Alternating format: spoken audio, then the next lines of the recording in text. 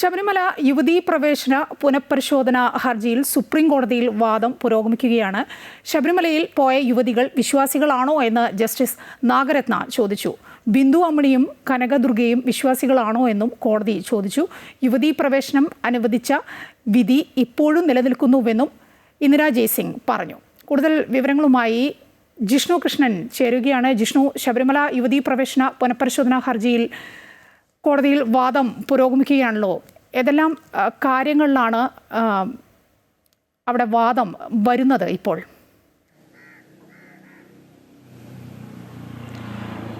ശബരിമല യുവതീ പ്രവേശനവുമായി ബന്ധപ്പെട്ട വാദം പുരോഗമിക്കുകയാണ്. നിലവിൽ യുവതീ പ്രവേശനം അനുകൂലിക്കുന്ന കക്ഷികളുടെ വാദമാണ് ഇന്നു മുതൽ ആരംഭിച്ചിട്ടുള്ളത്. ഈ വാദത്തിൽ മുതിർന്ന അഭിഭാഷക ഇന്ദിരാ ജയ്സിംഗ് ഈ ശബരിമലയിൽ യുവതീ പ്രവേശനം അനുകൂലിക്കണം അല്ലെങ്കിൽ അത് അനുവദിക്കണമെന്ന വാദം മുൻപോട്ട് വെച്ചപ്പോഴായിരുന്നു 9-അംഗ ഭരണഘടനാ ബെഞ്ചിൽ നിന്ന് ജസ്റ്റിസ് ബി നാഗരത്ന നേരത്തെ ശബരിമലയിൽ പോയ യുവതികൾ വിശ്വാസികളാണോ എന്ന ചോദ്യം ഉന്നയിച്ചത്. ഇതിന് മറുപടിയായി ഇന്ദിരാ ജയ്സിംഗ് നൽകിയത് ബിന്ദു അമ്മിണിയും കനകദുർഗയും രണ്ടുപേരും കേരളത്തിൽ നിന്നുള്ള ഹിന്ദുക്കളാണ് എന്ന മറുപടി നൽകിയെങ്കിലും ഇവർ വിശ്വാസികളാണോ എന്നുള്ളതായിരുന്നു കോടതി കൃത്യമായി ചോദിച്ചത്. നിർണായകമായ ചോദ്യമാണ് ഭരണഘടനാ ബെഞ്ചിന്റെ ഭാഗത്തുനിന്നുണ്ടായത്. ഒപ്പം ഈ വിഷയവുമായി ബന്ധപ്പെട്ട ചില കാര്യങ്ങളും ഇന്ദിരാ ജയ്സിംഗ് കോടതിക്ക് മുൻപിലേക്ക് വെച്ചു. യുവതീ പ്രവേശനം ഈ ഒരു ശബരിമലയിൽ പ്രവേശനം നടത്തിയതിനു ശേഷം ബിന്ദു അമ്മിണിക്ക് നേരെ ആൾക്കൂട്ട മർദ്ദനമുണ്ടായി. അവർക്ക് കേരളത്തിൽ നിന്ന് മറ്റൊരു സ്ഥലത്തേക്ക് പോരേണ്ടി വന്നു എന്ന കാര്യം കോടതിക്ക് മുൻപിൽ അറിയിച്ചിട്ടുണ്ട്. ഏതായാലും യുവതീ പ്രവേശനം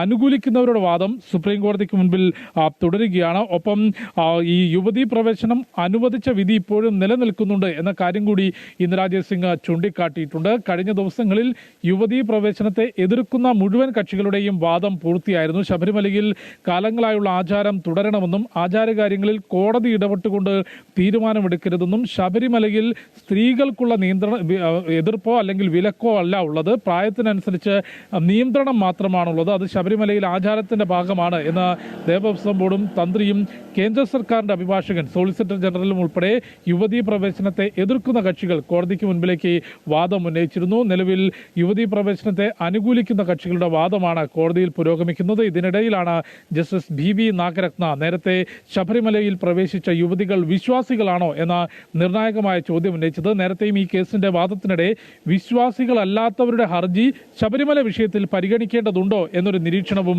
ജസ്റ്റിസ് ബി നാഗരത്ന നടത്തിയിരുന്നു.